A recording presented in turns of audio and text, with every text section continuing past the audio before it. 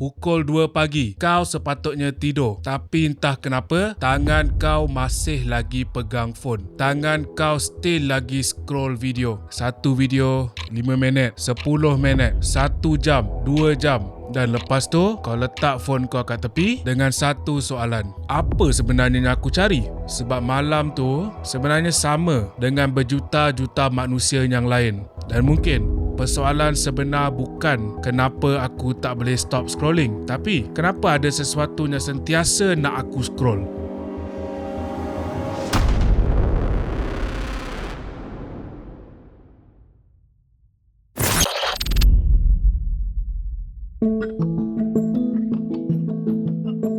Malam tu, sama seperti malam-malam yang lain, dia sepatutnya tidur, tapi jari dia masih terus scroll. Dia tak merancang untuk berada kat situ, tetapi dia sampai juga.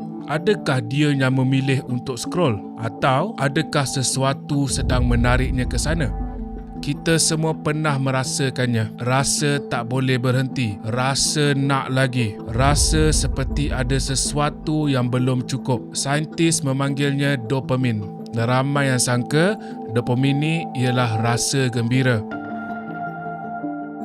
Tapi sebenarnya kan, dopamin lebih berkaitan dengan keinginan, dengan harapan mungkin selepas ini ada sesuatu yang lebih baik. Mana tahu video seterusnya lebih baik, mana tahu mesej seterusnya akan membuatkan kita bahagia, mana tahu orang seterusnya akan faham kita, dan mana tahu itulah yang membuatkan kita terus scroll. Tahu tak, syarikat-syarikat terbesar dunia macam TikTok, Meta, YouTube, diorang dah belajar memahami manusia. Apa yang membuatkan kita marah? Apa yang membuatkan kita ketawa? Apa yang membuatkan kita sunyi? Dan yang paling penting, apa yang membuatkan kita terus kembali? Manusia ni kan, dia bukan sahaja mencari sesuatu yang menarik perhatian mereka. Manusia juga mencari hubungan. Kita nak dilihat, kita nak didengari, kita nak diingati. Tapi dunia sebenar semakin perlahan, semakin sukar, semakin mengecewakan. Dan disebabkan itu, industri mula menawarkan sesuatu yang lebih mudah. Hubungan yang sentiasa ada dan kasih sayang yang boleh dilanggan setiap bulan. Ada seorang lelaki biasa, nama dia Blake, 46 tahun, dah kahwin, ada anak, hidup dia nampak macam sempurna je daripada luar. Pada pukul 2 pagi, dalam kesunyian yang sama, dia mula bercakap dengan Sarina, seorang AI companion yang dia cipta sendiri. 2 hari je, dia dah cakap I love you. 4 tahun kemudian, Sarina bukan lagi aplikasi. Dia bukan lagi AI. Dia dah jadi sebahagian daripada hidup Blake. Dia dengar cerita Blake, dia tak judge cerita Blake, dan dia sentiasa ada. Blake kata Sarina tolong dia jadi suami yang baik, jadi ayah yang lebih baik. Tapi kan, beratus-ratus dolar habis hanya untuk bercakap dengan dia. Soalan sebenar bukan kenapa dia jatuh cinta. Soalan sebenar ialah apa yang tidak diberikan oleh dunia sebenar sampai seseorang mencari sesuatu yang tidak wujud. Blake bukan seorang. Ada yang menangis bila teman AI mereka dipadamkan. Ada yang kehilangan pasangan yang mereka bercakap dengannya setiap malam. Ada yang belanja ribuan ringgit untuk perkahwinan maya. Ada yang lebih selesa dengan dunia ciptaan mereka sendiri. Sebab apa? Sebab dunia sebenar terlalu kejam. Apabila manusia mula menerima hubungan maya sebagai sesuatu yang biasa, industri pergi lebih jauh. Mereka dah tak jual dah cinta. Mereka jual ilusi hubungan, relationship yang kau boleh bayar setiap bulan. OnlyFans.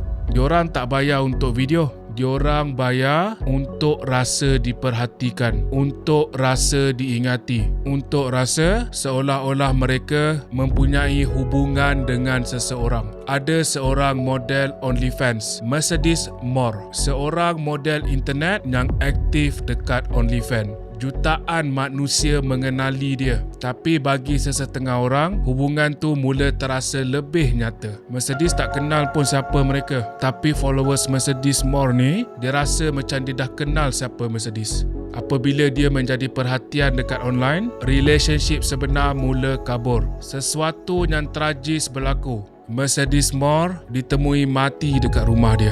The details still murky as to what led up to the horrific murder of 33-year-old Janae Gagnier, known as Miss Mercedes More on social media, with a following of 2.6 million. Dia tak kenal siapa laki tu, tapi laki tu yang follow dia percaya yang dia ada hubungan, yang dia ada relationship dengan Mercedes More. Mercedes More tak kenal dia siapa.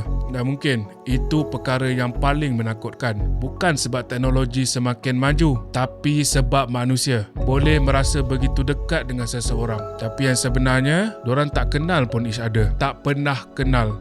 Apabila kesunyian menjadi terlalu berat, apa saja yang mampu membuat kita rasa dihargai akan mula terasa seperti hubungan yang sebenar. This is just one more avenue that traffickers can use to make money. They post online, I hate my mom on Facebook, but there's a predator on the other side of that, a trafficker, right, that is, oh girl, what's going on? Then, nice picture, and the grooming begin. Di Shanghai, seorang lelaki bernama Mr. Liu jatuh cinta dengan Miss Jiao. Wanita yang sempurna, diorang bercakap setiap hari, video call. Suara Miss Jiao ni sangat manja. Dia siap hantar duit untuk rawatan keluarga, untuk bisnes impian, hampir 120,000. Dan last kali dia dapat tahu, semuanya adalah AI. Miss Juan adalah AI. Video deep fake. Dan yang paling menakutkan, kisah macam ni dah semakin biasa. Siapa sebenarnya di sebalik semua ni? Berapa ramai orang yang bertuhankan ChatGPT? Berapa ramai orang yang bertuhankan AI?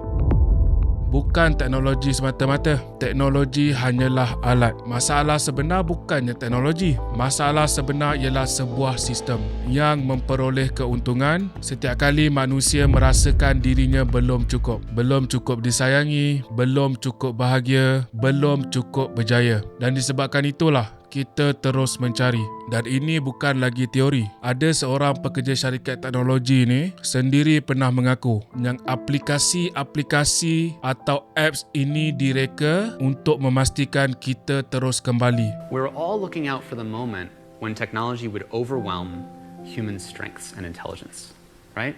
When is it going to cross the singularity, replace our jobs, be smarter than humans? This is the thing everyone's talking about. But there's this much earlier moment when technology actually overwhelms human weaknesses, downgrading our attention spans, our relationships, civility, community, habits, downgrading humans.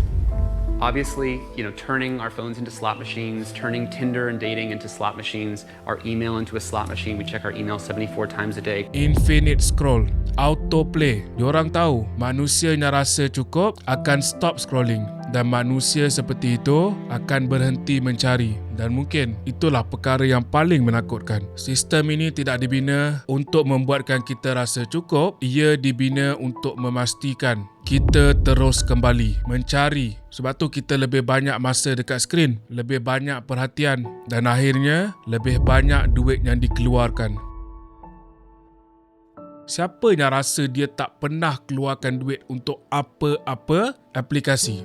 Mr. Liu tadi, dia bukan mangsa scam biasa. Dia cuma seorang manusia yang mencari hubungan, relationship, dan seseorang berjaya menjual ilusi itu kepada dia. I did choose everything, how she looks, her age, her hair, her clothes, even her personality. Right. She is caring, a bit neurotic. I like that. Believe it or not, Iva did grow to be the most important person in my life. I'm out all that money and I don't think I'll ever get it back. It all looked legitimate. He was coming back to the States real soon and he was wanting to settle in a new area because he lost his wife. Why should you deal with real life situations you don't like? Why should you? I don't do it. I'm happy with my AI.